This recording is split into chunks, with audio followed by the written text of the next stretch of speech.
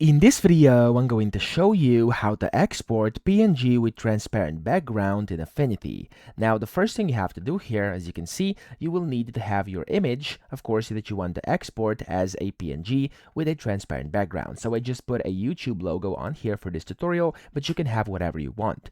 Now, the background here right now is white. So if I go to File and then Export over here, as you can see, the background is not transparent, it's just white, okay? So it's the kind of the canvas size is just white. However, we can fix this very easily. You just want to go to the document setup up top, and then here where you want to scroll down, and it's going to say color, and then you can see you can turn on transparent background. When you turn that on and click on OK, the background is now a checkerboard, which means it's transparent, okay? Then you could go to export PNG up here, click on this arrow down button here, and you could basically just select the size here. So we could select the size of your artboard over here, for example, and then you'll be able to make it a bit smaller. You'll be able to, of course, kind of narrow down this empty space over here and then export it that way. So that's how to do it. I hope this video helped you out. If it did, please subscribe to the channel and help me out as well.